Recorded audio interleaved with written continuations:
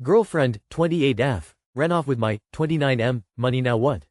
We decided to go on holiday for my birthday, so I sent her a few thousand to cover my plane ticket and our hotel fees. She failed to book anything over 2 weeks, so I told her not to make any reservations and leave it to me. But an hour later, she decided to do it anyway, and she did it on a timescale. Literally for the next day, I definitely wouldn't be able to attend. I have a long-term health condition and I have to check in with my doctor before I travel anywhere. She booked it literally for the morning of, and the flight leaving during, my doctor's appointment. So she's away on holiday spending my money. I actually had bought a ring, well before this, and intended to propose on this trip, which would have been a lot more than she's taken so far. What's the best way of proceeding here? I've been with her for over 10 years and I was entirely ready to commit next week. I've read online it's not possible to get this money back at all because it's a direct transaction. I feel horrible following all of this, and she's reaching out to me telling me it's all my fault and I'm the one breaking her heart. I've reached out to her family and told them what I was planning and what she's done. She's now immediately returning to the UK and is asking to meet with me for coffee?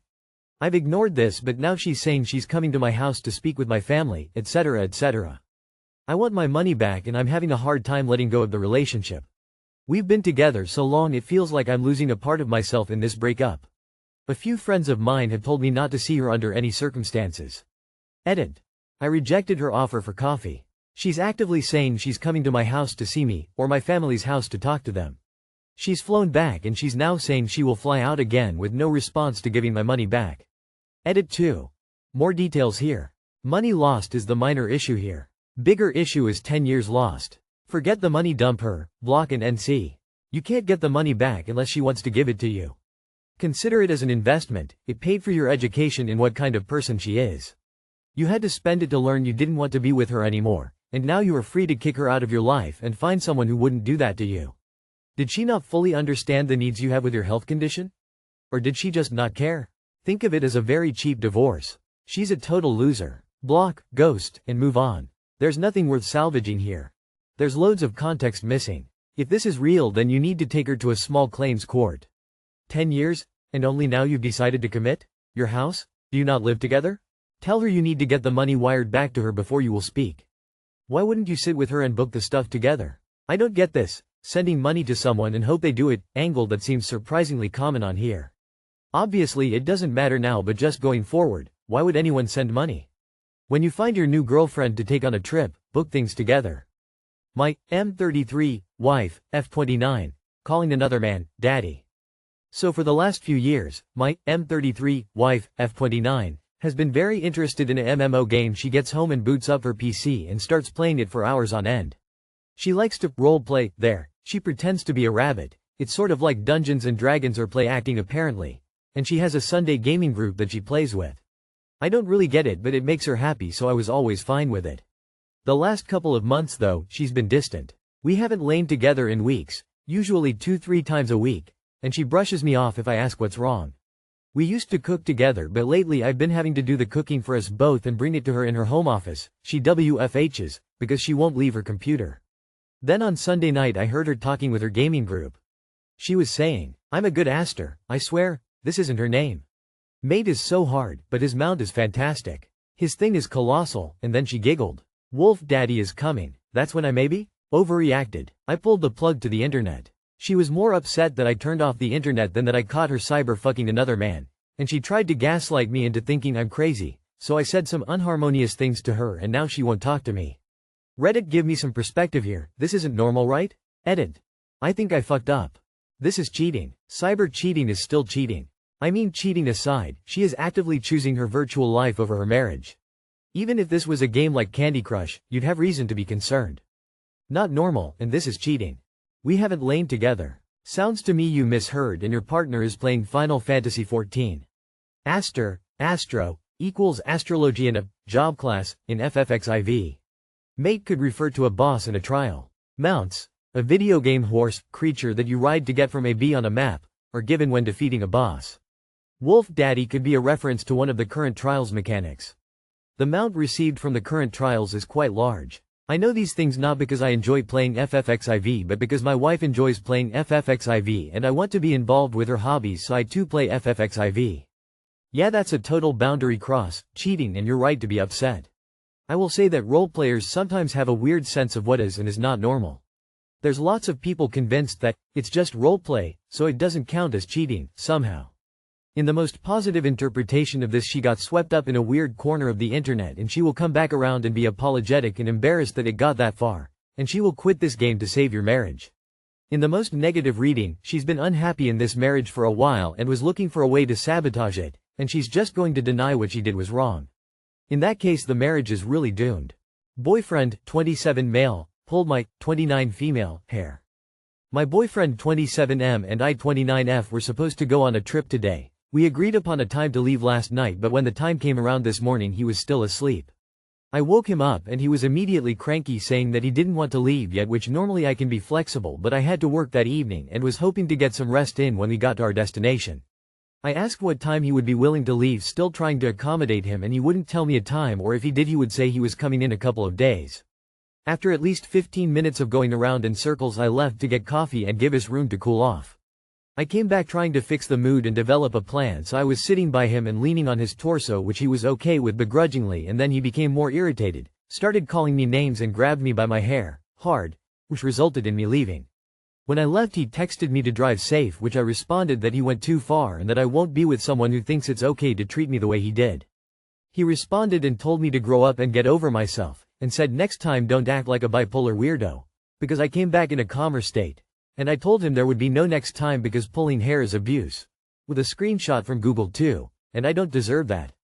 He responded with a screenshot asking Google if suffocation was assault, to which I did not respond.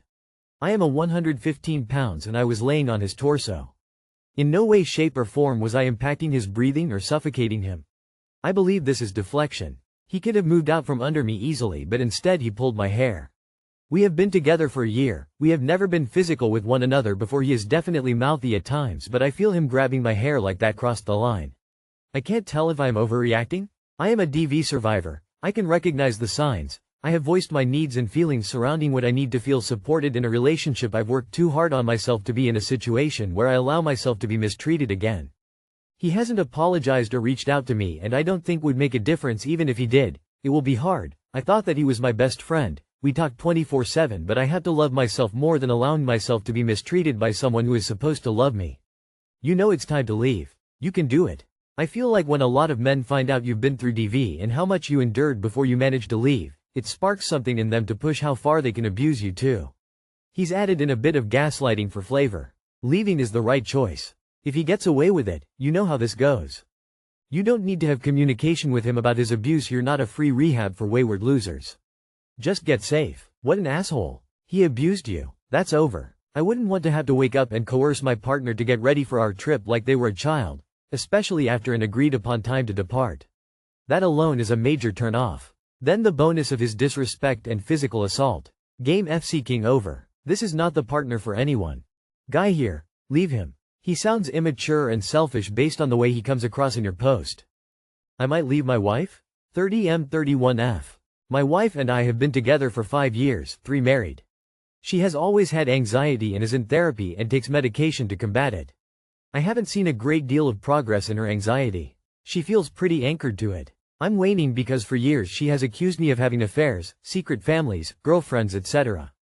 It's taken a pretty big toll on me. For a while, she would say things like, "You don't love me or cherish me the way other men would. You don't even care about me." Up until about a year ago, I would write her poems, notes, just anything that would make her feel loved in a special way. It didn't do any good, so I gave up. I felt like I was pretty worthless to her. In December we had an argument over me trying to go meet some friends to catch up. It wasn't a spousal invite thing, so I told her it was just between friends. She lost it and told me she had never trusted me to begin with. I asked why she would agree to get married and she didn't have a good response. Things haven't been the same since. We tried therapy. Things were good for a few weeks and then the moment there was conflict she went for the throat. You and your friends are pieces of shit. I don't feel obligated to support you in your goals. I haven't given her a reason to not trust me. She had my location until about a month ago. She had access to my phone until I stopped that because she took any woman's name popping up on my phone out of context.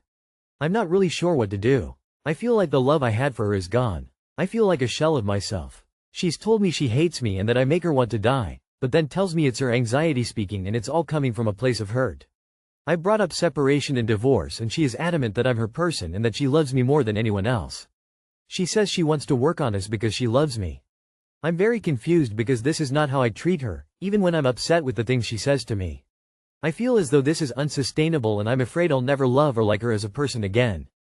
This isn't love, it's emotional abuse masked as anxiety. You've given her trust and support, and she's returned it with accusations, manipulation, and cruelty. You deserve peace. Therapy may help her, but you're not required to lose yourself waiting. Why put up with the constant abuse? I'm surprised you've lasted so long. Hold on. Opening square bracket dot. Is this your wife? That's a brutal situation to be in. Feeling like an emotional punching bag for years takes a serious toll. If there are no kids involved, I'd seriously consider walking away. Living in constant suspicion and walking on eggshells isn't a sustainable life, and it's not fair to you. You deserve peace, respect, and the freedom to just be yourself. You're still young, and there's plenty of time to rebuild and find a healthier, more fulfilling future. That does not sound like anxiety, or at least anxiety alone. It sounds like my drunk ex from many years ago. I know your girlfriend is not a drunk, you would mention that. I had to leave. I couldn't live like that. It's hard. Maybe she'll get better and find a nice person down the road, but if I were you I would make sure you'd talk to her parents if she has good ones. And family and friends first and then file for divorce. Set up a support system for her. You don't want to live your life like that. I am taking you at your word you've done nothing sneaky or wrong. That sounds really tough to go through. You deserve to be happy. I hope you find the strength to walk away.